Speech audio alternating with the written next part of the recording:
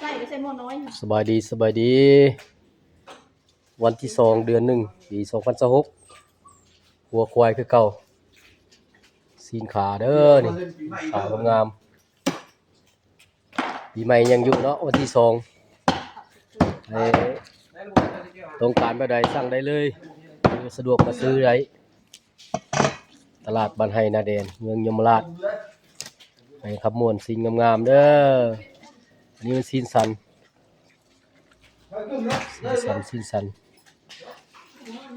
เครื่องในครับเอา